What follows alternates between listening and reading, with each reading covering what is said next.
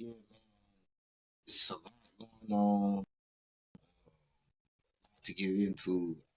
Really, really been off the net, but I've been busy, and every time I get a chance, I might look at a couple topics, seeing what's going on. But it's crazy out here.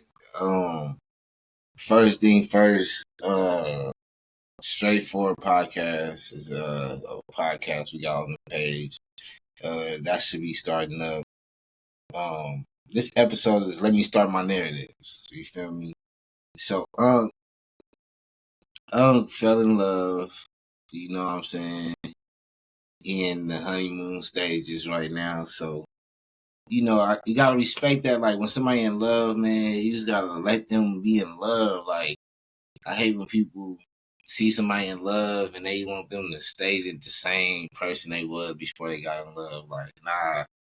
Like first they gonna get in love with somebody, be all mushy and all that with them.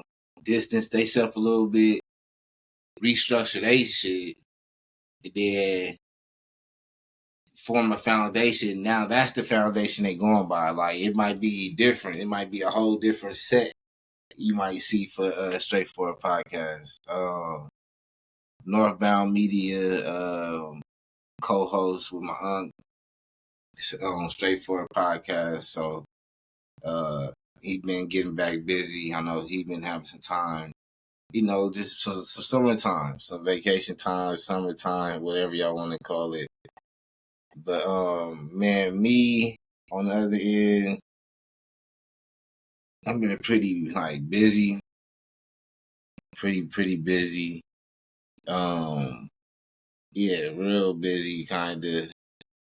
This the first time like it's my weekend or the household weekend right now. It's the first time I've been able to have like this type of weekend with the family in like about a month, 5 weeks. I've been kind of busy or not at the house, so you know, the hard way or the hard work will pay off. So that's the main thing I'm headed towards is what I'm saying. That's the paying off part. Like the hard work is the part that we'll sit there and we complain about, stress about, go through the motions about. But what we looking forward to is the payoff. You know what I'm saying? So, hopefully it do what it do for that. You know what I'm saying? But let's get the vibe started. I got a lot to talk about. Let's really turn up. I appreciate anybody that's in right now. Like, share, all that good shit. Like, you feel me? Like, share, all that. Subscribe, tell a friend, tell a friend. Yeah, man. I'm really sonically I fuck with Tyler. Like some of the messaging I be getting, some of the pause, most of the pause, jokes I don't get. So let's get to it. Alright, so um we all know that Tyler, had this interview with Hot 97, and I found it very interesting. If I'm not mistaken, yeah, they going live right now. So this is like we catching it live. Okay, that's their own little live stream. They had the interview going live, but something I thought was like something I felt like just the world kind of need to hear. And me, it's a minute and I say a minute 8 or a minute 7 seconds on here, and I really want to, and it's really 68, 67 seconds, and I really want to like break down some cultural LA cultural shit, and I want to talk about somebody else. I was talking about cultural shit. I just hope I remember because I'll be too tapped in trying to figure out this new little stream I got going on right now. This gym talk. Now look, Just pay attention. Listen. I'm a LA baby. Down. A lot of folks do not be knowing that. They think niggas grew up in the suburbs. I'm from Hawthorne and Inglewood, California. All right. Now, I would be petty and put the map up and all that, but I would be petty because it's like I think it's kind of worth it. You know what I'm saying? What's the deal? What's the deal, bro? And you can hop on here if you know I can send a link to you. You can hop on here, fool. Just text me. Northbound Media, text me. So, I wish I could put a map on here, but I'm not even gonna put a map on here. I'm just kind of like describe it for other like locations. So, like in New York, the East Coast, like y'all kind of like cluttered a lot, right? So like Hawthorne is like close to like LAX. It's kind of a big city, like no cap. Now think of it, it's kind of big city, right? And it's part of Inglewood. Beginning of it is part of Inglewood. Then you have some of it is part of the LAX area. Then you have the ending of it is like a part of like the South Bay area of LA. Now Inglewood is the known, area. Everybody heard of Inglewood. That's where you got the stadiums at. Inglewood Cemetery, Boys in the Hood, the people, the dudes claim to be going against them. Some people think they were from Inglewood. The Wood, that's in Inglewood. So everybody is understanding of that location. Now, it's not. It's only a block away that separates them. That separates Inglewood and Hawthorne, right? And it's kind of like the same politics because it's like nothing goes on in Hawthorne. So if a person kind of like catch you, it's more so like trying to figure you out. So it's a lot of checking people temperatures in Hawthorne. You never know what you're going to come across. You never know who's going to come across. You might got somebody that's been staying in Compton their whole life. They end up moving to Hawthorne. You got people that stayed in LA their whole lives and they end up moving to Hawthorne, Watts, so on and so forth. Now you got the LAX area, which is like the Hispanic area. You know what I'm saying? And it's a cool area. That area is more like you got the LAX going on. You got the hotels, Hispanic, good food. That's that area. Then you got South Bay, Torrance, and stuff like that, where it's like the police is more burnt out. You ain't supposed to be doing shit over here. So it's a mixture of a lot of stuff going on, in this one area. And it's still LA, like no doubt. It's still like it's still LA for sure. Being at nigga, my mom used to me and her used to ride bikes when I was learning how to ride bikes in the Forum where that thing was. Are you crazy? You think I'm not about to pull up to that pop out and see, and Kendrick and Dave, like, they're my boys. So like, of course I'm a pop out, no pun intended, and see that shit. And like, nigga, I saw Tommy the Clown there. I wanted a photo. So like I was saying, Inglewood got the stadium, got all that stuff there. So the Forum was the main attraction growing up there. And it's so like the parking lot, nothing was really going on there. It was mainly for the Lakers, but they ended up moving. So there would be nothing really going on. So the parking lot is like a nice size parking lot. A lot of people go work out. Or like he said, his mom, they would ride the bike. You got people who ride roller skates around it. It was just like a little thing to do. So imagine you as a kid, you riding your bike around this stadium, around this arena, and now you able to perform in it. Come on, like, why wouldn't he be there? Dude, Mustard and YG, like, when niggas was growing up, and I'm like in 9th grade, bro, YG and Mustard, they had a name. throughout the city when it was just Push's Inc. and when Creasy and All right, now, so this is another part of like, you know, LA history that I feel like the OGs try to like disregard or kind of don't want to talk about. Now, back to other areas. Like, so Hawthorne would be like the Staten Island, Buffalo, like them areas. In New York. As far as like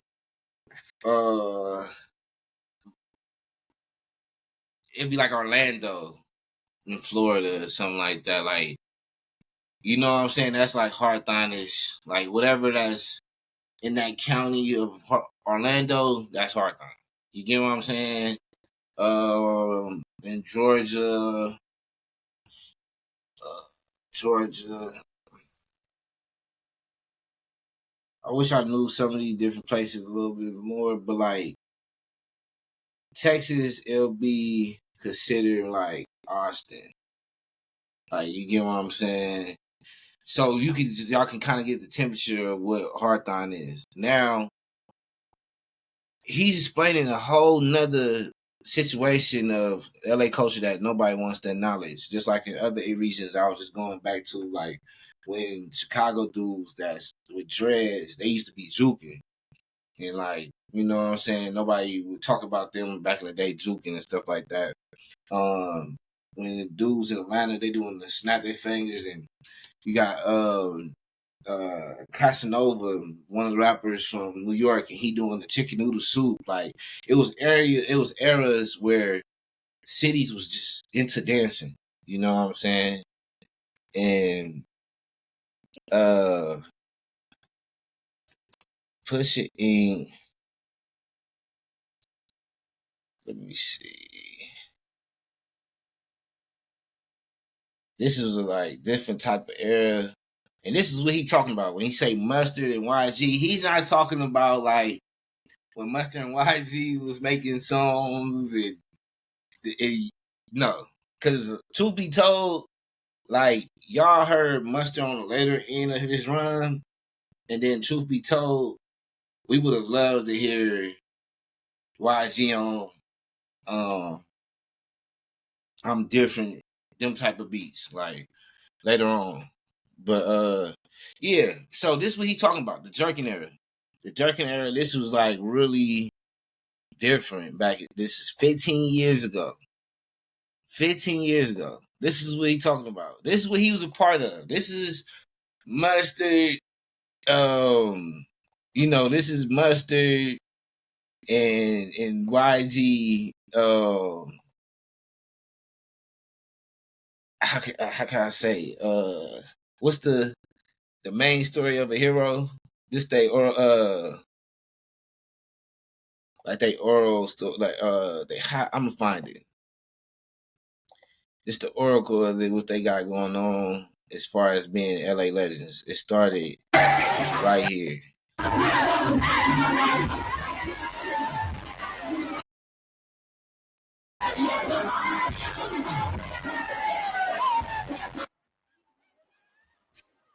So when I say it's house parties, kickback.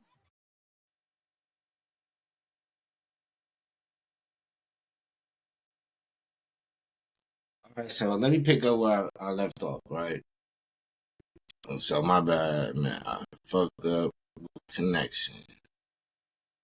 I messed up the connection. Fuzzed up the connection. I got it. LA, baby. Down. A lot of folks do not be knowing that. They think niggas grew up in the suburbs. I'm from Hawthorne, Inglewood, California. So, Hawthorne, like I was explaining to people, it's like Austin, Staten Island, it got its areas. You know what I'm saying? It got its areas where, some shit can happen. And it's like a melting pot of different people because you got the Hispanics in the like LAX area. Then you got the black people that's from the Inglewood area that merges in there, and then you still got them coming from LA also. Like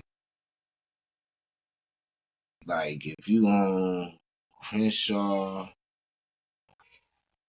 coming up Crenshaw, you're gonna run into Hawthorne. You get what I'm saying? So just going up on Crenshaw, you running into Hawthorne. You know, you're gonna eventually end up at Hawthorne. Also, you got, you know, the South Bay area, which is like Hispanic, Asians, and you know, black people, but these black people have moved from Compton, moved from LA, moved from Watts just to get away from the bullshit and bull stuff, or you know, this is where they Section 8 taking no more. This is where they affordable housing took. You get what I'm saying? And then over time, they stand there for years after years. The kid, they grandma, they auntie, so they cousins over there, or they grandma over here, or it's their mom or their pops over there for 20 years. You eventually, you know, end up growing up in Hawthorne. So he's most definitely LA, baby. And he said he's from Inglewood also. So yeah, I don't know why people don't think like or don't have Tyler Creator in the LA conversations, or like the LA rapper conversations, or LA artist conversations, or just LA conversations as far as doing dope stuff. I don't know why. Being at nigga, my mom used to, me and her used to ride bikes when I was learning how to ride bikes in the forum where that thing was. Are you crazy? So now, you know, Inglewood is where you got the farm, the cemetery, famous movie The Wood. Some people think people that was playing in Boys in the Hood that was from Inglewood. Inglewood's, you know, have its popular landmarks, but that is formed as the landmark. So people used to go skate, bikes, work out, all type of things in that parking lot because it was made for the Lakers, Showtime Lakers, and then moving to the Staples Center, so people would just come do shows, comic shows and stuff like that eventually. But so being a kid that grew up into that atmosphere, being at the farm, seeing what's going on at the farm, you seeing Tommy Clown at the farm, and you get to be there with come on and perform and go crazy for your city, and it's really just your city coming out, like, you know. Crazy? You think I'm not about to pull up to that pop out and see, and Kendrick and Day, like, they're my boys, so like, of course I'm a pop out, no pun intended, and see that shit and like, nigga, I saw Tommy the Clown there. I wanted a photo. Dude, Mustard and YG, like, when niggas was growing up, a lot of folks do not. I'm a pop out, no pun intended, and see that shit and like, nigga, I saw Tommy the Clown there. I wanted a photo. Dude, Mustard and YG, like. So this is where the laptop died. So this is what I was talking about. When it comes down to Mustard, YG, like, they most definitely like solidify as like young legends just coming up before y'all even heard them. And I'm gonna show you why. I'm gonna show you why right now. They just had a campaign and a movement at the time where the West wasn't even looked at as a thing. And a lot of people like put this movement on the back burner because they don't want to talk about the times where, you know, in LA where you seen people in colorful jeans, tight jeans, dyed hair, really just doing different things and dancing. You had Chicago juking, in New York, you know, they was doing the chicken noodle soup, all type of different dancers coming from New York. Same thing with snap music and stuff like that with Atlanta, you know. And then even going hyphy and going dumb, all that was an era for, you know, the Bay. And it was like levels to it. So it went clown dancing, crump, and then they battled. People could say crump won, people could say clown dancing won. I say clown dancing won because they're still here today. And then after that, got jerk.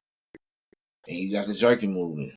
And believe it or not, jerking came from, just a two step,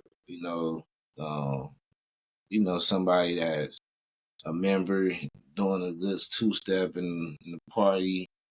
And then he did his little 1 2, and a couple kids seen him doing it, and then people start growing and seeing it doing it, and before you know it, everybody was jerking.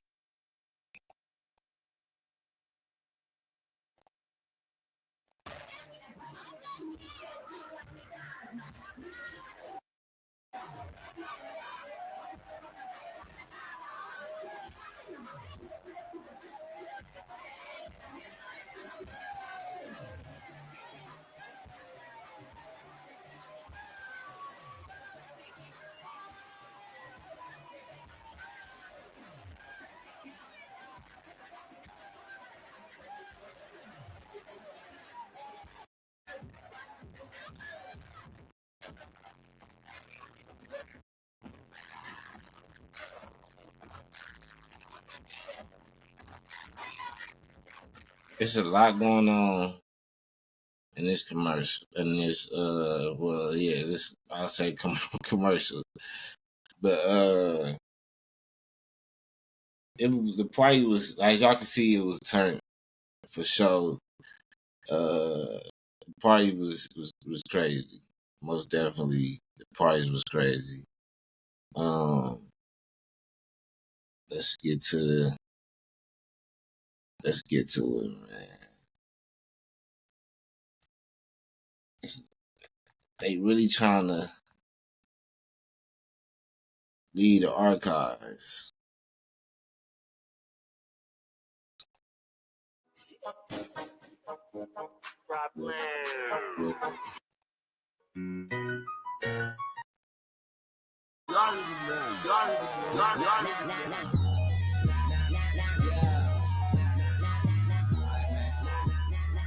Back at the club, tell your girl to Amy, tell your girl to Amy. And they call me Sadie. Back at the club, tell your girl to Amy, tell your girl to Amy. Do this. Young. Long story short, this is what they was doing. I'm trying to find a video of them back in the day. They probably told all their homies, man, delete them embarrassing ass videos. They like, get them songs out of here.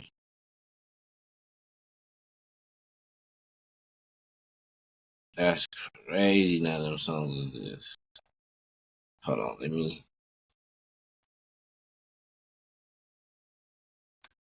Cause like Pusha's was like, if they would have really turned it to a label, like when they first came out, Pusha's could have been crazy. Ty Dolla Sign, YG, T Fly, Mustard, Ring, Riches, TC. They had some niggas. So what we doing? What we doing?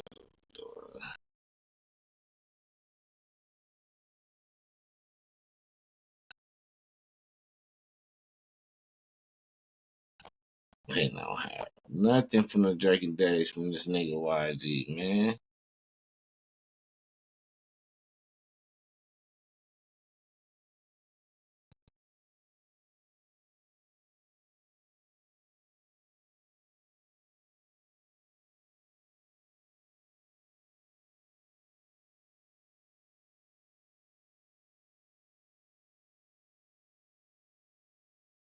Well, let me just say that. Like, let me say that.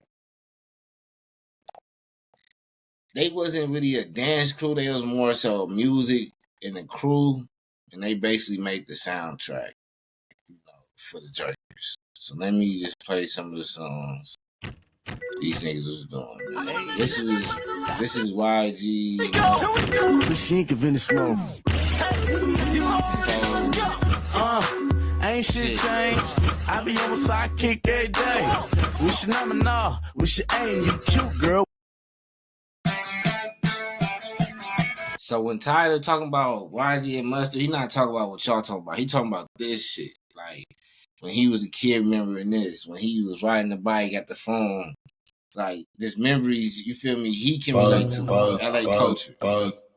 This was a banger. I ain't gonna lie. You gotta bump this. Shit model, she walk me runway, hey model, can you run that my way? Shit model, she walk me runway, hey model, can you run that my way? Shit model, she walk me runway, hey model, can you run that my way? Shit model, she walk me runway, hey model, can you run that my way? Can I hit that, get that, run that, and lick that? Since you say you a dime, can I flip that? Top model diva, let her meet Mama Zika. Girl so hot, she give a nigga a fever. Fuck yeah, I think I need her. He had shit in the headlock, like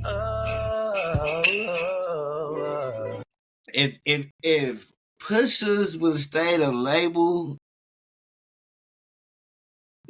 all right. So look, let me say this. Let me say this. Let me say this. After I play this, I got something to say. Let me play this.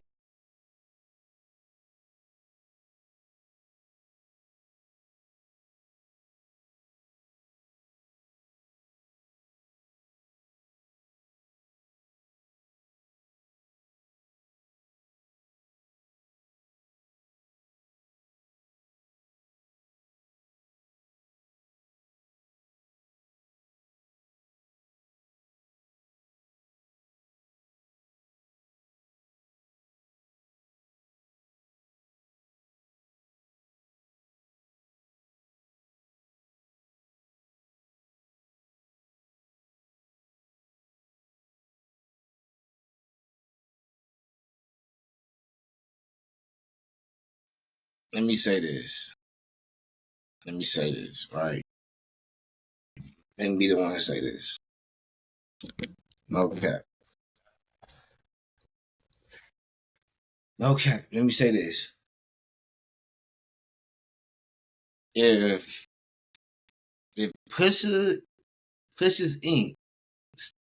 like was together just for 10 years, with like if they would have just stayed together, let's just say that. For them 10 summers Mustard be talking about, if they was to able to be together for 10 years, Pusha Inc. could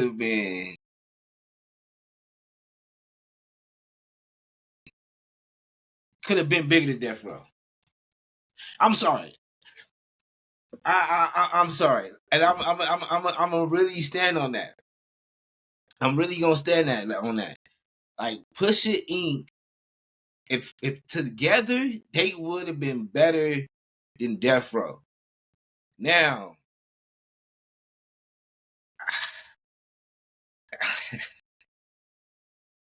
I get it.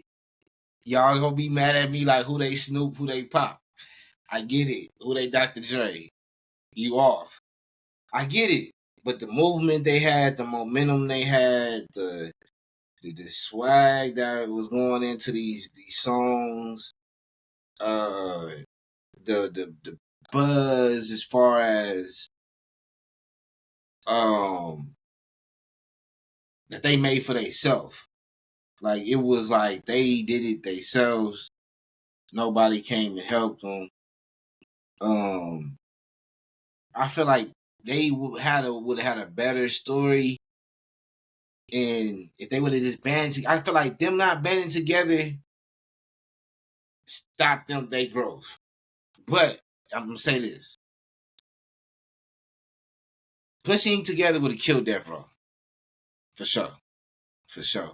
Ty, T Fly, versus Nate Dogg, it's tricky. And you give them two with some good producers, some money, and do it.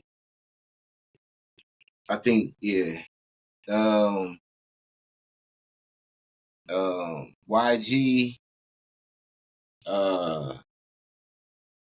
his first album was fire. Like, if people don't remember, like, the first album was fire. So if he would have had 3, 4 of them type of albums by now, with an R&B album with like that Relax with him and Ty, he could have had a nice catalog. Where like sonically, like, cause like it's like at a point where we champion Kendrick for having like dope albums, like being dope as a dope artist, dope person. But it's something else that people pinpoint and talk about when you make a different style of music. Like when you talk about when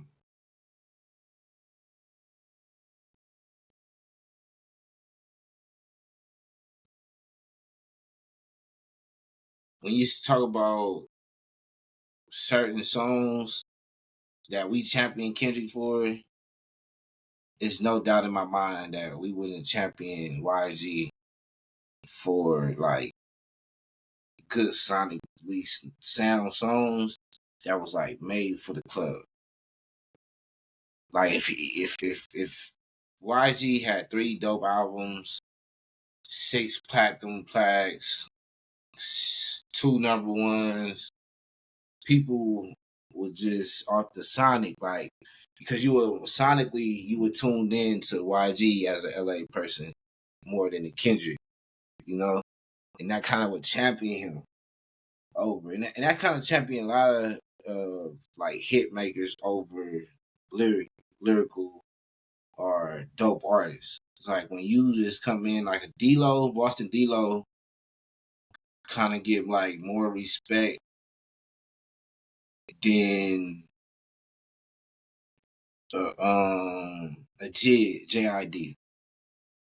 You get what I'm saying? You could tell JID put like more work in, kind of did a lot to do what he need to do. You know what I'm saying? You got big extra plug. Then you got Cordae or Simba or Lil Russell. Like, we know, like, lyrically and artistically, Big Extra Plug ain't there. But since, like, I'm hearing Big Extra Plug in the club, I could put him on in the car and I could just bump his music. That will put him over them guys, which is not fair, but which is true.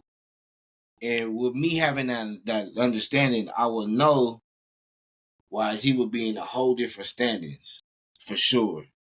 And then you have to have, if they was together, everything else had to fall in to what they need to fall into. So you have like Green Riches, the TCs, they'll do their stuff.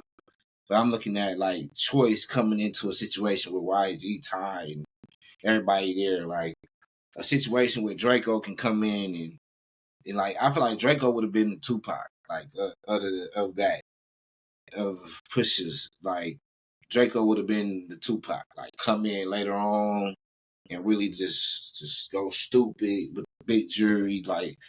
And I feel like that's where we kind of mess up like a lot, like even with like a group of artists like I came up around. It's like it's just your projections of like your sales, all that shit is cool, but like the reality of it, if your chemistry ain't on point, if your fans ain't fucking with it, if the city ain't fucking with it, it's just better off making a decision not to piss the city off. It's better to make a decision that won't piss your fans off. It's better to make decisions that don't just fuck up chemistry. And I think like me being around artists is like just go through the growing pains of just being together. Like a lot of people just want to be the one. Like they want to be that number one dude, or if they not the number one, they trying to figure out how can I be the number one. Instead of just everybody having a moment, like you gonna be hot now, then this person gonna be hot later, and we just gonna keep it going. Like TD has successfully done, and that's why they keep doing it because they're together, you know. And I don't understand why artists don't get that. Like a RJ standing next to a Moses and G Perico is way more just something to talk about than YZ walking down talking, or Moses on the live talking, or G on some podcast talking. Like if I could see them all on Drink Champs, or us have like a platform like Drink Champs to have them dudes come on and have their stories, I would love them to tell all their stories together. Like on some things like I feel like it's not enough for that. Like it's not enough showing us y'all together. Like that's the type of stuff that have us talking. Like, dang, you seen that interview with Wudu together? Like you seen that interview with Wudu? But he said this one thing that kind of stand out. You know, people, we want them moments. Like make them moments. Like a lot of people not collabing no more. You know what I'm saying? And that's another thing too. Like not collabing just fucks up the culture. And to me, this new generation, they kind of get it, but my generation, we kind of like want to do everything our way. Like we didn't get the chance to appreciate what came before us, or appreciate what came out during our era. Like I don't think we sat back and like, damn, we had some good music to grow up on and play them. Like now we play them and put them on karaoke and be like, damn, them were some crazy songs. Like I don't think we really got the time to really appreciate the music, the art, or the shows or nothing like that, because we was too busy trying to be in the art. You know what I'm saying? We was trying to be the rappers, trying to be behind the scenes, trying to be the person with the camera, that we never got a chance to really sit back and appreciate the art that was being displayed as we was growing up. So I feel like our generation is like, we don't know how to appreciate shit. Like we just like, okay, that's cool, but I probably could do it better. Like I'm being real, like that's like 95, like that's how I only think. Like it's cool, but I can do that shit better though. Like no cap. That's how niggas is on. Like so I seen a lot of people talk about culture.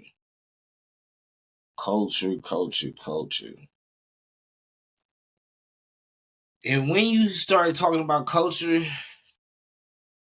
it gets difficult.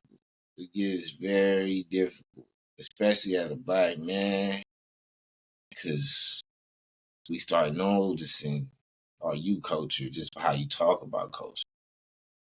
Let's get into this, man. Your boy Kosh not telling us what Black America culture is, what is culture. We don't have any culture. You're not Trinidadian, you're not Jamaican, you're not African, you're not word. You're not Ghanaian, you're not Dominican, you're not Puerto Rican, you're not Cuban. Like Black Americans don't have culture. So I want to start right there before we get to the big shit. Like you're not Trinidadian, you're not Jamaican, you're not African, you're not word.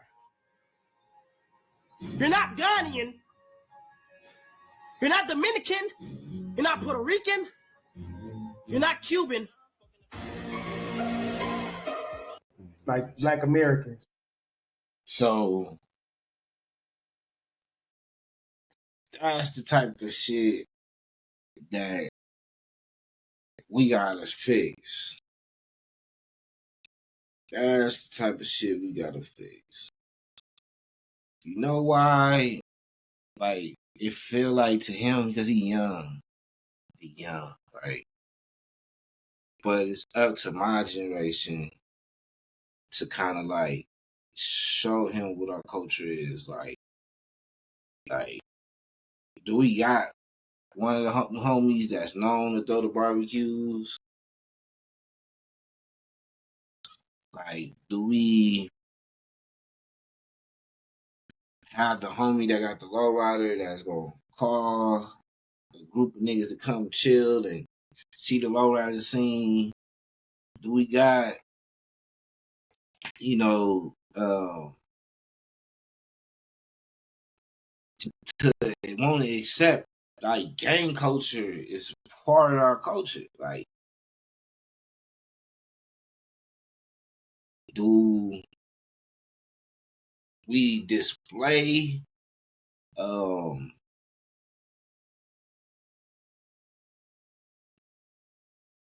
like it'd be tough, right? Because the club shit is cool. Like the club shit cool. I swear the club shit cool. But we gotta do something better than that, just the club. Like we gotta do something like culturally, we gotta do something better than this the strip club. Culturally, we just gotta have something better than just go out to eat and talk shit to the waitress. Like culturally, we need something. Like back in the day, person depending on the winter or summer, whatever, you have person that was like that do like water fight over here. They have an Easter at Shrine House. They doing, this at the church on this Sunday, this at the church on that Saturday. Bible study. They just random cookouts, little potlucks, picnics, just going to the parks. Family reunions. Like, we doing family reunions anymore? Like what we it's like what is black culture outside of a nigga saying, hey, where you from? Besides nigga saying, hey, I got a switch. Besides nigga saying them diamonds ain't real. Like we gotta find something that's fun to do, get into that ASAP. Cause if he's a kid and saying we don't have culture, before you know it, it's gonna be reality. And it's like, what we standing on? Like, you gotta stand for something. We gotta stand for something. And I'm gonna stand for my black people. Can we get some cultural shit going on? You know what I'm saying? Can we please get some cultural shit going on? So back to where I was at.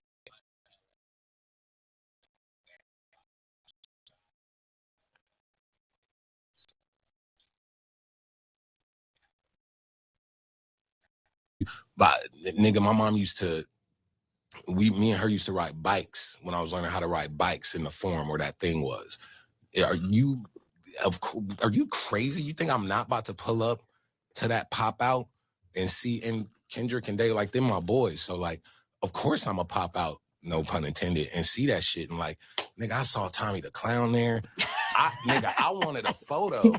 Dude, Mustard and YG, like, when niggas was growing up, and I'm like in 9th grade, bro, YG and Mustard, they had a name throughout the city when it was just Push's Inc. And when Creasy and T was throwing parties, like, this is actual Los Angeles air. And I used to see Dom and them on Fairfax and all that. So it was so sweet just seeing him like do that. And I don't know, man, it was so beautiful in that place, bro. And yeah, that's where that's at.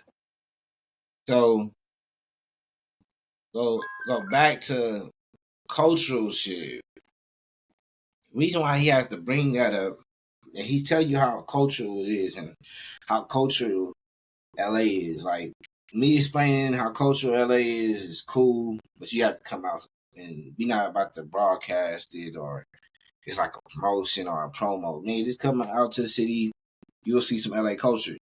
But the reason why he's speaking on this is because a Canadian that's not cultured is telling him, or people are questioning him because the Canadian is wondering why these people are at this location, and people are coming to say like, hey, dude, like, nigga, this is for the culture. This shit ain't got shit to do with you. This we popping out for the culture. We not popping out for you. We can care less about your beef. You the one who got beef. These niggas ain't got beef. They don't care about that shit. They living their life. They not tripping about what Drake got going on, what he do or don't like. Like honestly, bro, like it get to a point where this is why he not like us. Like why is it a nigga telling us why we somewhere that seems so cultural for us? That seems so just right for the moment. Seems so just right for what we need. You know what I'm saying? Just as a city, you know what I'm saying? Just what we've been through, just losing dope people like Kendrick. You know what I'm saying? Like losing to Kobe, uh, losing to Kobe, losing to Nip, losing to Draco, losing these prominent figures in the city. It gives a lot of kids like to feel like they ain't got no hope.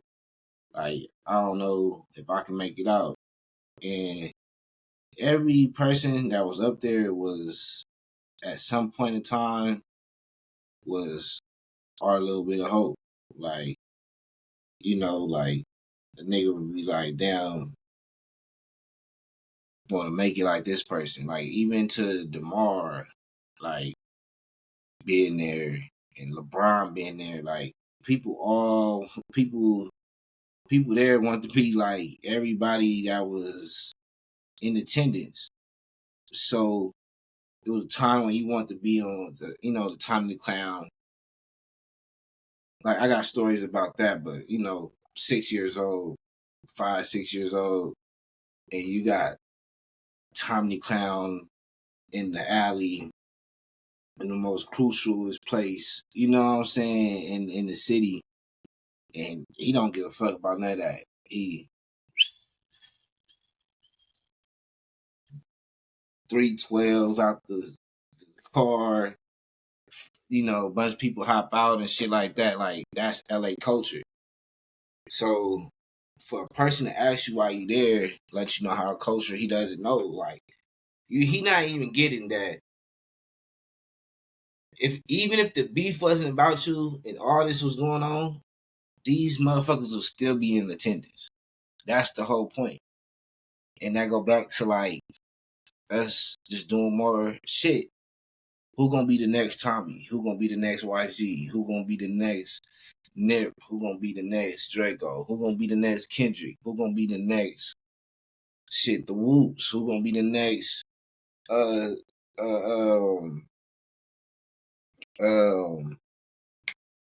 Blast? Who gonna be the next Tyler Creator? Who gonna be the next LeBron? Who gonna be the next DeMar? It's all these different people in this location, let alone the management. Who gonna be the next Dave? You know what I'm saying? Like, who gonna be the next Top Dog? Who gonna be the next Schoolboy? Who gonna be the next J-Rock? Who gonna be the next Absol? Like, it's going on in here. Like, that's the type of shit the motherfucker wanna be around. And when I'm asking who gonna be the next, the reason why I'm saying that because some type of way these motherfuckers build some type of LA culture. Who gonna be the next Dom Kennedy? Like they built some type of culture for the city. So who gonna be the ones to build more culture for the city? Like let's do it. Like it's up to our generation to do it. Like let's get it going. I had to get that off. I had to get that off for sure, for sure, for sure. You know, and I gotta end that topic off the right way. And we're gonna talk about Shannon Sharpe being fired on his day off, man. And then you got my boy Uncle Gil, man. He out here still wilding. Still ain't learned his lesson, man. My boy still ain't learned his lesson. God damn, Gil. Before we get into all that, and they still hating on Angel Reese. Shannon, you feel me? Come on, Shannon. Gil, we still with the same shenanigans, man. But before we get into all that, let me just, play something I felt like was dope. And yeah, man, this West Coast shit is really, really, really dope. And out of the whole America, we the only ones really trying to display some culture out here. You know what I'm saying?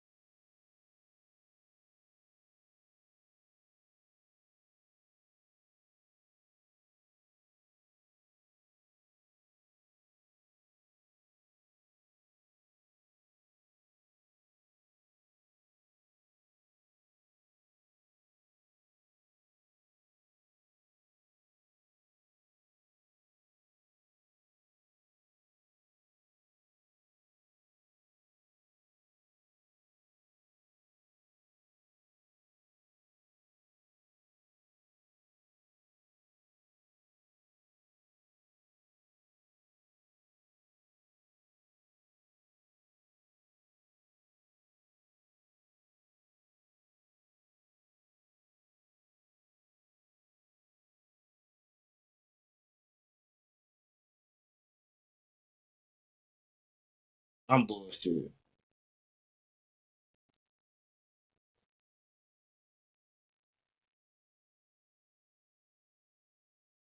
I'm sitting here shaking my head for nothing.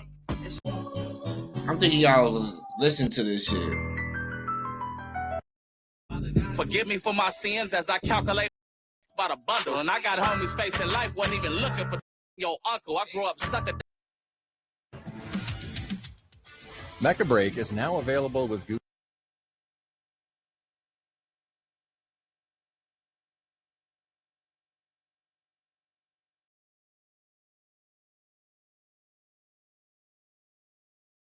Yeah, that's that shit I ain't gonna lie to you. I'm gonna get way more smoother with the transitions. I was fucking up.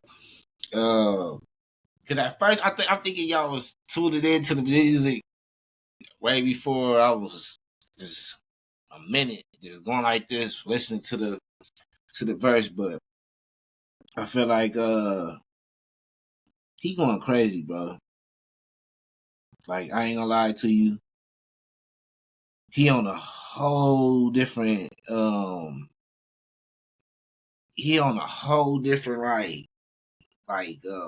pattern when it come down to rapping right now. So shout out to RJ with that.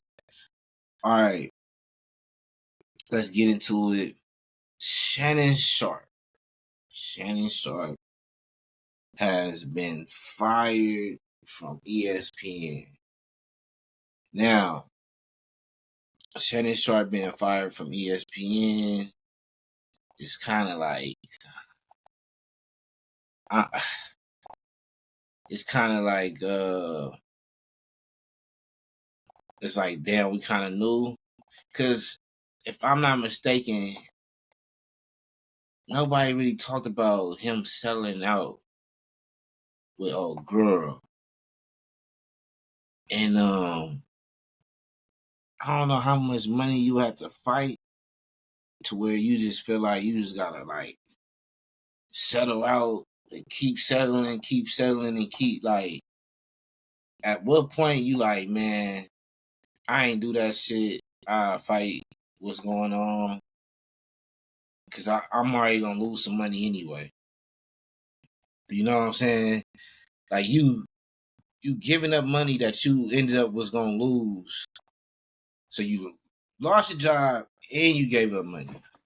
Like that's the shit. I be trying to figure out what the fuck going on. Like, did you really was you really fucking with the lady and you know what I'm saying? Like you really was digging her, like everything she said you did, or only a quarter of what she said you did. What is the whole sole reason for a person to be like, all right, let's settle for some money? Because at this point, like the Cat Williams, like somebody brought this up right before the Cat Williams situation. They just was telling me like, man, I feel like Shannon Sharpe is an Uncle Tom ass nigga. Like, I feel like he be just like he be cooning. He just like, man, like Shannon Sharpe coon, like he be just cooning, and and uh and I'm just like I'm trying to figure it out, you know. And he like, what make him different from Stephen A. Smith? I didn't have a real argument. I just sat back and observed, like, okay, this how that's for person feel. Let me see. Then later down the road, podcaster spoke on the nigga having cigars and Hennessy, like at the Fox, show. I kind of put that with what my boy was saying about him being a cooning ass nigga. So I'm like, okay, look, my homie say he a cooning ass nigga. Nigga on a podcast talked about him when Blacc was with the Hennessy at the Fox shit. So I'm trying to keep everything in place. Then if you just pay attention, he will always just drop little hints of just like, I'm black. Don't forget I'm black.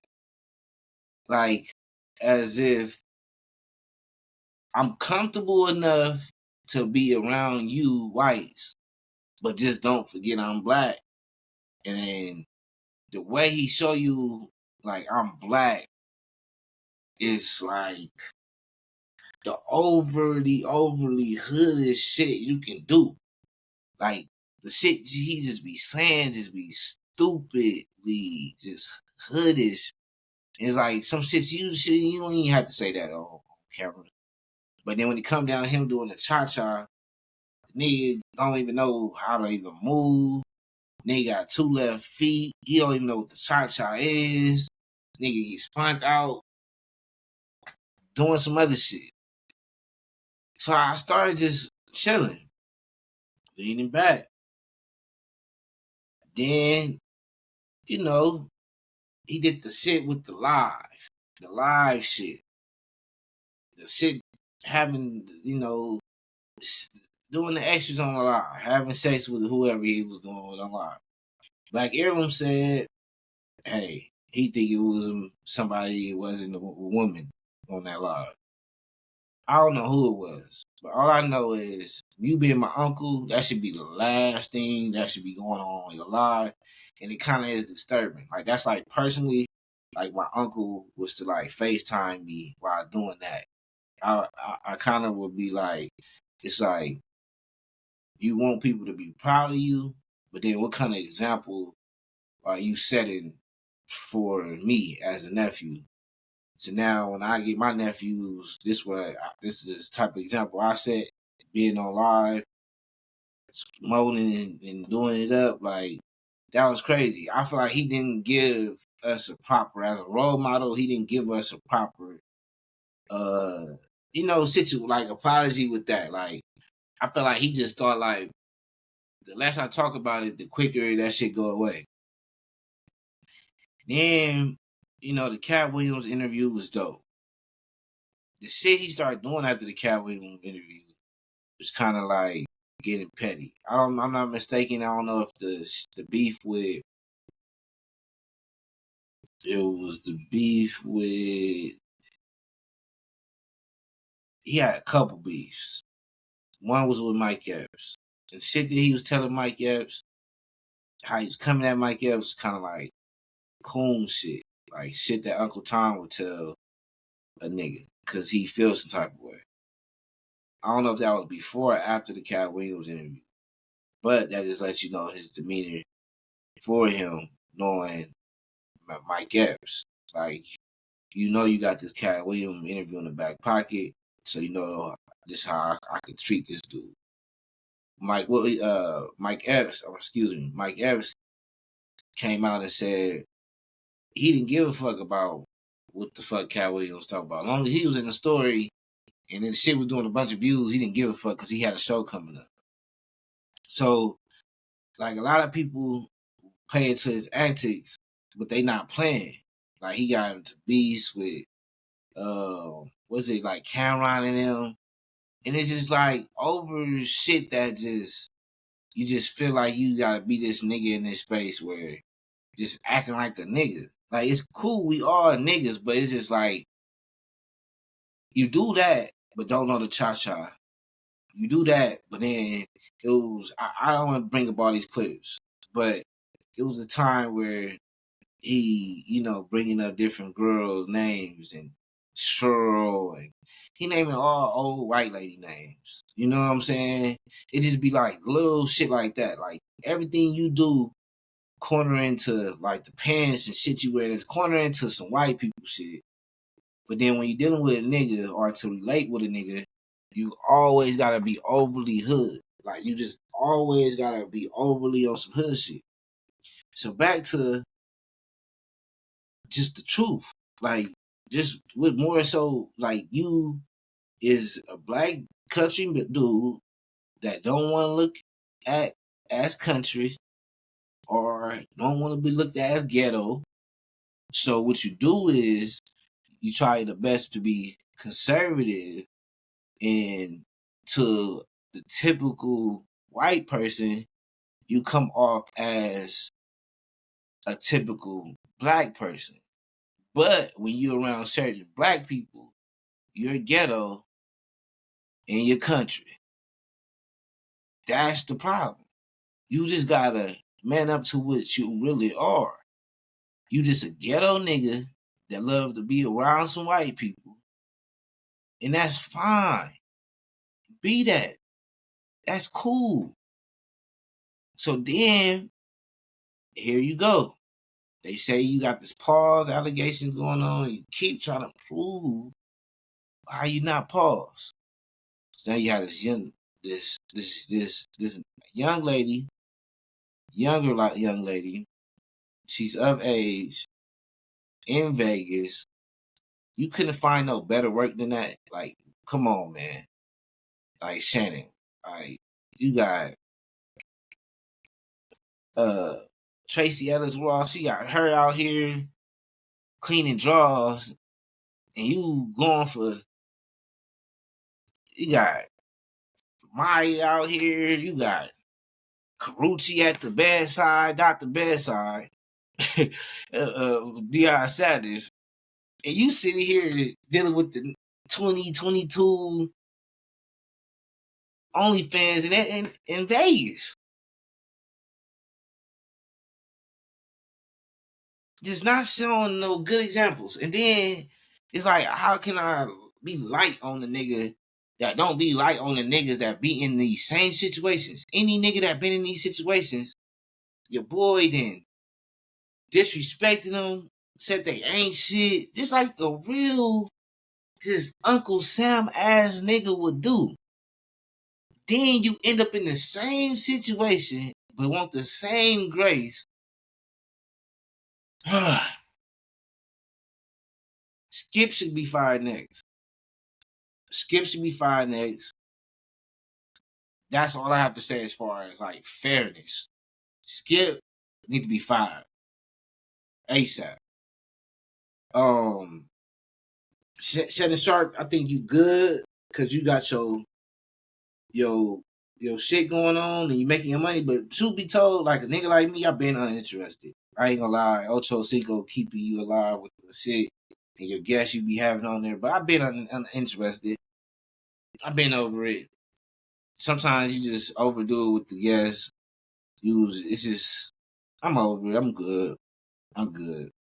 Like, I want to appreciate the clip with you and your brother today, but it's just I'm over it. I'm over it. All the clickbait shit. I'm over it. I'm cool. Cool. Cause you could have been just said like Dion and all how to play. Like you could have just kept it 100. Like my brother been smoking that nigga. But just for you to have like a little segment about how Dion play, then showing the clips, like just to embarrass him, and it's perfect timing. Like I don't know, it's just I've been off the content though, but wish you the best. You feel me? Because I don't want to see no black man losing their job.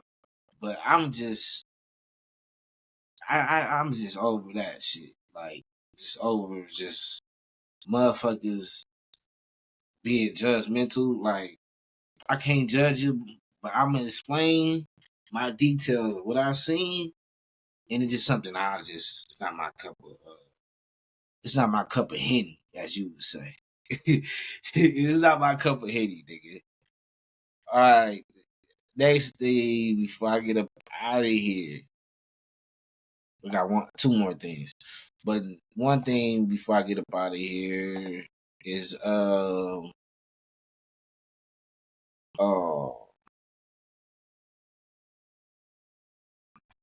this nigga Gilbert Arenas.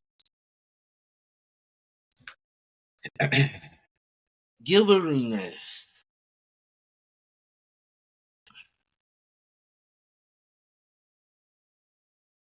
Gilbert Arenas. I really disappointed. I ain't gonna lie.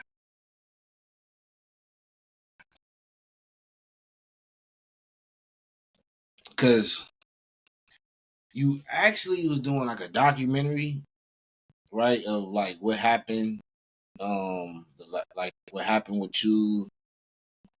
Like you had a whole documentary about what happened with you and oh boy when y'all was in the locker room. And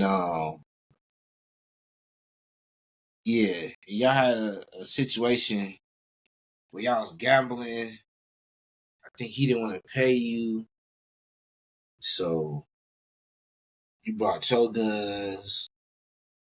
I think he brought his guns. And I think you wasn't leaving there without it being solved. So somebody snitched. They immediately got one of you guys out the locker room. Got one of you guys escorted out. The other one escorted out. Your guys ended up arrested. You ended up losing your job. But it was a story that you told about how you got so depressed about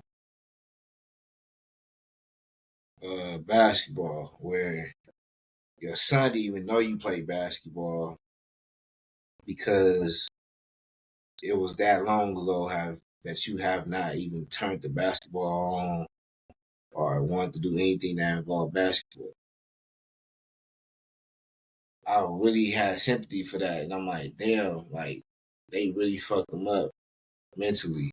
Like, he had to go to therapy. He really wanted to continue his career. Then I do my research. He was injured already, coming off of 2 max contracts. You probably could have got another good one. So you really was upset about the money. You really wasn't upset about the game itself, because I don't think you was able to compete at an elite level when you was betting. Come to find out, you have all this stuff going on. Kobe tell you to coach. You start getting into the mix, going crazy on Kwame Brown. You tell Kwame Brown how much he's a dumbass and he this high, he can't do shit, and he's retarded, and all these things. You get back on the scene, you start doing your thing, you innovate and save money by doing your basement into this production company type of set, which is dope because I love that as an entrepreneur, saving money and motivating us. Like, damn, I want to have a basement like that one day. It started becoming like motivation. Like, damn, I need to be doing this shit more because I'm seeing y'all every day, y'all doing that shit and going crazy. Now, me seeing this dude went from the low of being depressed to I know he making millions of dollars off the show, and to be able to show us that he still have this money and got a wife, 2 kids, doing amazing in basketball. How the fuck this type of situation and story is going on, and you illegally still having poker games at the house of this amazing production company, let alone your house, let alone you still doing some illegal shit. And I'm a black nigga. I don't know that much about poker. But man, you going down for some poker? Some poker? Some poker. That is ridiculous. What type of storyline movie you making, man? I hope nigga can bail out. It can be good. Like I said, I'm not using this shit to judge nobody. But that is very, very strange. Like, you went through all of these things, baby mama, all these things, dates and all these struggles and injuries, and now you back on top with the wife and kid at SC, but you still want to bet on some motherfucking poker? You still want to bet is even more crazy. Then you have a prize pick deal, so you can legally bet, but you just want to do some poker. Like, you want to do some motherfucking poker? Then you get lazy with it. You doing it at your house. You could have did it at the trap house. You could have traveled 60 miles. You could have 300 miles this way. 250 where you at. You really could have just a flight. I don't know what the fuck you thinking, man. I don't know what's going on. I don't know what's in the water, because I'm not drinking that shit. I don't know what y'all bathing in, but y'all gotta figure this shit out. This shit is like making me like, damn, would I fumble a bag like that? Hell no. Hell the fuck no. I wouldn't fumble a Shannon bag. I wouldn't fumble a Gil bag. Nigga, I would damn near wouldn't fumble, nigga. Nigga, I wouldn't fumble shit right now. Yeah, I wouldn't fumble nothing. I don't get it. I just feel like it's like a slap in the face to a young black man that just want to do good in life, man. That just want to have a couple million and do it up like these niggas, man. These niggas, they do it, and they just say, throw that shit out the window. Like, fuck it. Let's see who's still tapping in with the Shannon Sharpe show, and let's see if they get my nigga some bail. Let's see if even if they do give him bail, he going on trial. Let's see who snitched. we gonna be following this thing all the way through. They said him and his friends. So we don't know if his friends is Kents or Simba. We don't know who they got. We don't know. That shit is like spooky. Cause if I'm glad I'm not the nigga friend. They probably, you know what I'm saying? Shit. The fuck you got going on? Like damn. I got 3 things. I got 2 more things to talk about. Let's get to this shit though. I got some more shit to talk about. But let's get to this. I forgot about this. I most definitely forgot about this.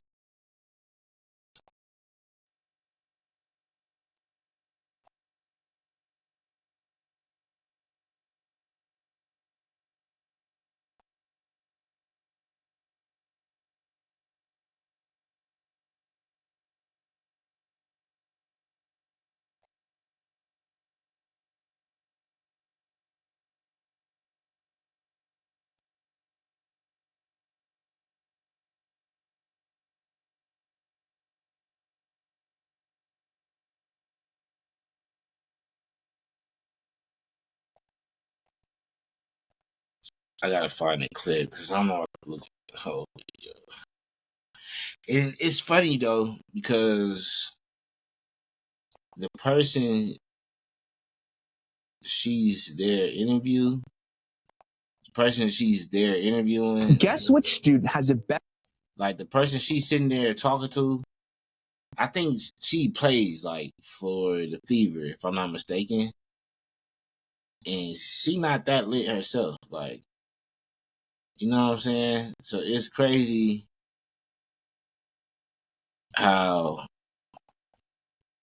yeah, if I'm not mistaken, yeah, her right here, if I'm not mistaken, she played for the, yeah, like that's what I'm saying. Like, she played for the Fever, and she not even hot like that. So for her to be letting her, for Candace to making this statement with her right here, and her to be trying to and kind of understand what she's saying is bullshit. And they always talk about some goddamn sisterhood or some shit. Our conversations, because you're going to definitely be able to connect with one of us. But I guess you're wondering why the 2 of us are teamed up for this. So I hope that, Aaliyah, you can break that down for everybody. Yeah, I mean, number one, I feel like everyone knows this by now. Like, Candace has been my role model since I first picked up a basketball. And I still remember the first time I met you. It was like yesterday. Like, every time I think about the story, like, I start cheesing because I'm like, there's no way this is even real. But we had just won the Natty. So, like, already on a high, feeling great. And then there's Candace literally standing directly across from me. And I'm like, Candace Parker, I just want to say hi and I love you. And like, that was like the highlight of the day. Like, even though I just won a Natty, I was literally talking to my family about it. I was like, guys, I just met Candace Parker. We like went down. I was like, I need a picture. I'm like roaming through. My parents like, Aaliyah, where are you going? I'm like, I have other priorities right now. And that's, well, you all had just won a national championship, which was insane. I made my way down from. So that gave me a more little insight.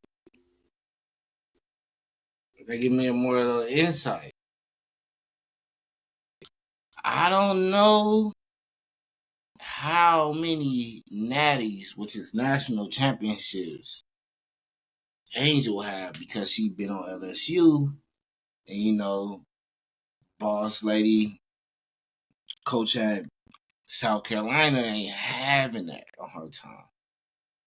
So now I'm thinking about it. I'm like, okay. Now it makes sense why she's sitting right here.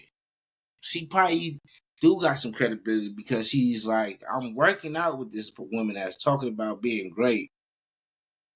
And I'm inspired by her. So I'm not looking at what she's saying as like negative. I'm looking at it as something that a person will have to improve in. So as myself, right? That's what I would hope that's what she's thinking when she's talking about Angel Reese. Well, we got those moments where it's, best teammates. And then we got well, calling you a hater because you put her in your tier C rankings. What's your response to that?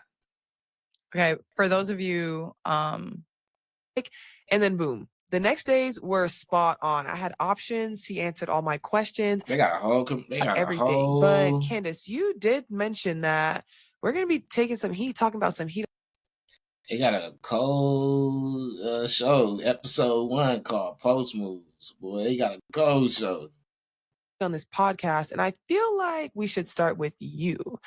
You recently went viral for your comments on Angel, people calling you a hater because you put her in your tier C rankings. What's your response to that?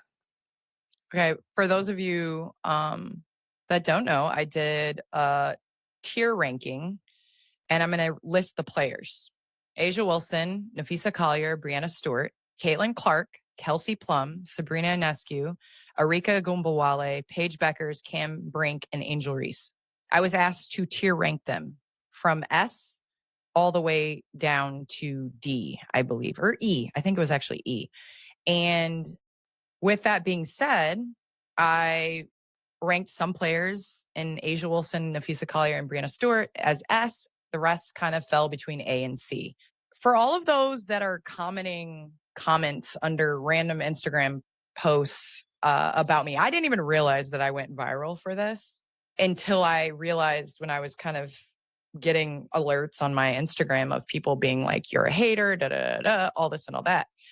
To all of those, first of all, some are misinformed and uninformed. And I feel like in this day and age, we are right now, a majority of people probably have not even seen the entire interview because we have attention spans like goldfish. And so they probably couldn't sit through the entire interview. But I say all that to say that we have to come to a place in women's basketball where we can critique without being a hater.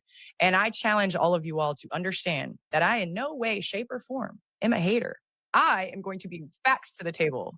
And with that being said, the facts that I want to bring to this table, and I challenge anybody to tell me, what player are you taking Angel Reese over of those that I just listed?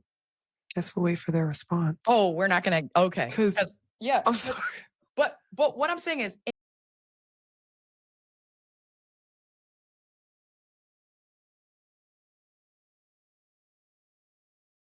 yeah, I don't like that, man. I don't like that. I don't feel that.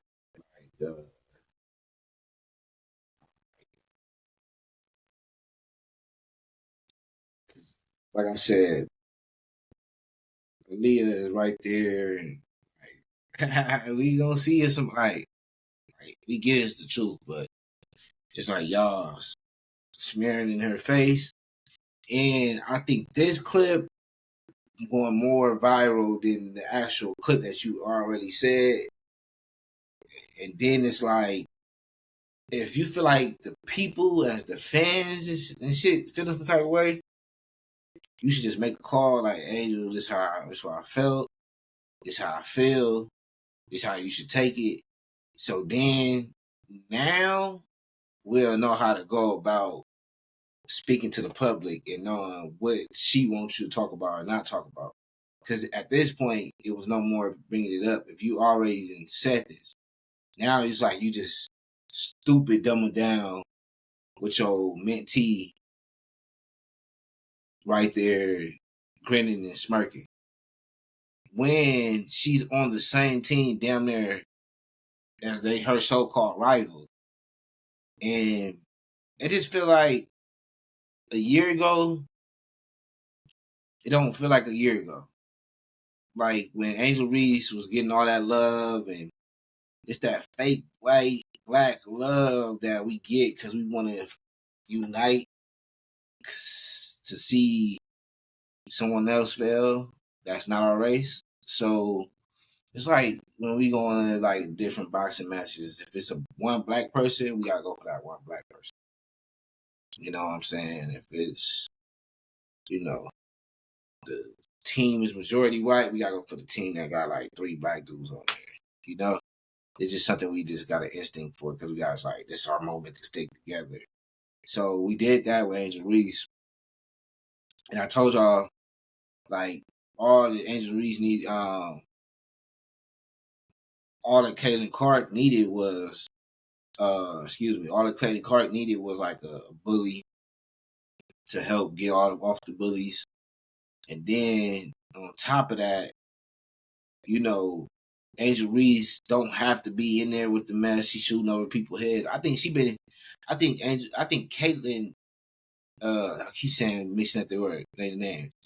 I think Caitlyn Clark been doubled down her game so she won't get so much hate last year. Now, this year she got injured, but last year I felt like she was trying to double herself down on top of the pressure, on top of the hatred, and it took a lot, but she did a great year. Now, Angel Reese, on the other hand, she got all of everybody messing with her. But now they talk about the me bounds, where you just keep passing to yourself off the backboard, and certain people are getting irritated with you. Some people love the situation with her and Fly J. They feel like that's not going, so people pick sides with that. You got the people that feel like Shaq, like we older, or we look at you as little sis. We don't want you out here dressing like a typical rapper. Fly J, the rapper, she don't even dress like that. We got some of the sexiest sex symbols up in the W. They don't dress like that. So she got hate for that. Now coming into the next year, you know, people, if you love basketball, you're gonna respect Caitlyn Clark. You're gonna respect what she brings to the game, regardless of if she's white or not. Same thing with Larry Bird. And I feel like we're now like in that stage of the W. We're in that stage of the Larry Bird Magic era. Soon we're going to Michael, and that's Juju. You get what I'm saying? But we haven't got to Michael yet. I feel like we don't get to Michael until 6 years. Just like Michael's story. You don't get to Michael's story until 6 years into what she got going on. So about 3 years after this, I think Juju coming in next year or this year. So they got 3 years, 4 years to battle against each other, try to get some championships. But after that, we over it. What Juju doing? You know? What these other young ladies coming in and doing. And Angel Reese don't understand that. Like, you need to grow within what you got going on, which they didn't gave you.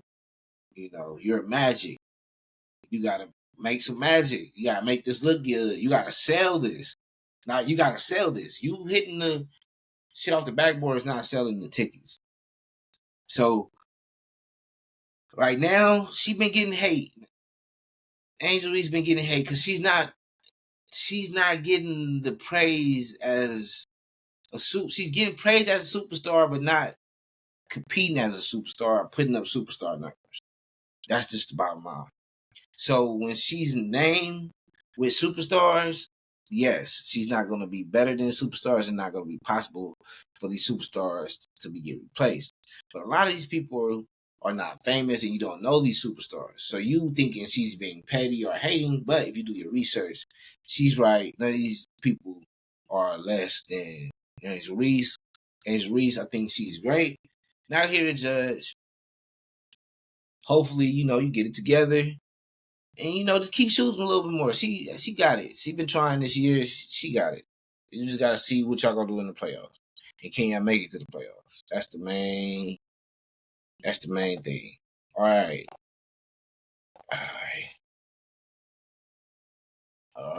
Now, I think this is the last topic I can get to. All right.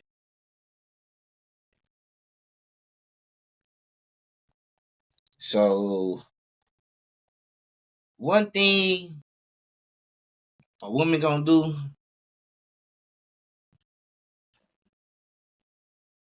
is kick a bad white down.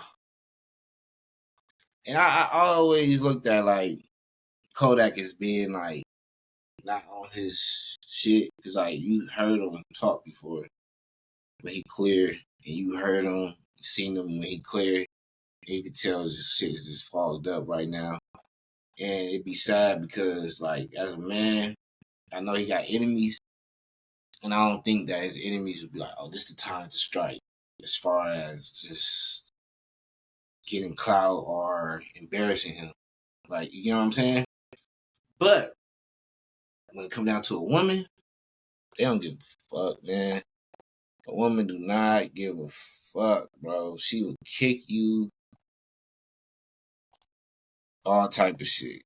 She damn near, I guess, poke the bear, as they would say.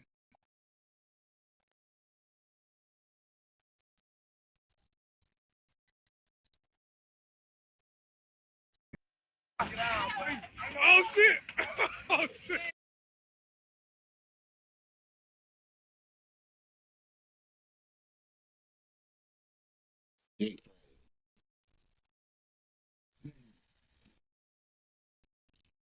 Oh man, I feel bad for Kodak, but I have to say this. I'm gonna have to say this. Be careful who y'all date. Sometimes you just gotta plan to not be around a motherfucker, or plan to never see a motherfucker again. And when I say that is like,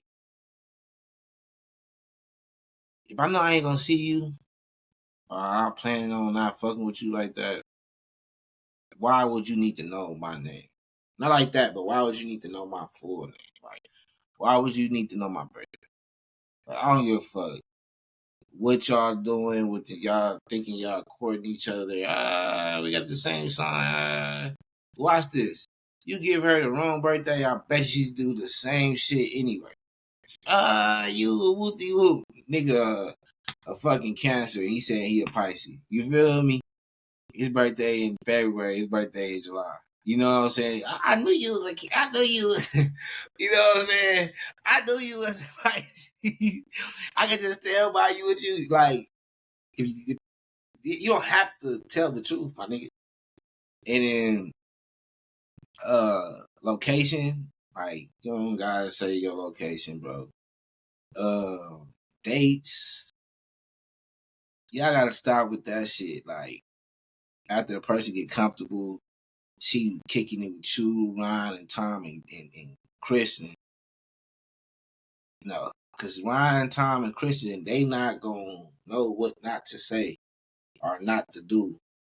Because this not they bitch. Like, this is your bitch. So, yeah. Don't do that. Stop helping these bitches too. Because the more you help a bitch, the more she think that you care. And 9 times out of 10, I know none of you niggas care. Y'all probably just came up off a quick way.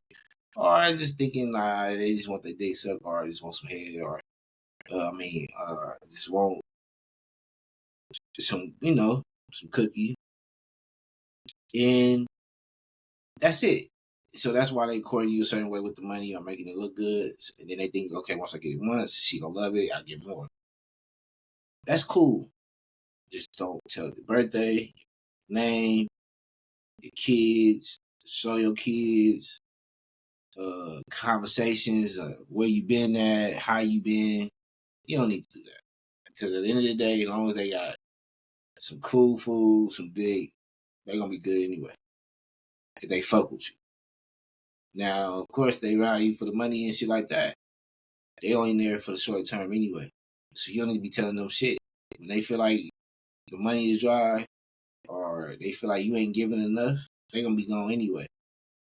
So minimum on telling the female anything. And the only reason why I say that because I evidently, they was cool enough where she was doing all this, taking him to the hospital, make sure he good, knowing what he riding with, knowing who he got cool with.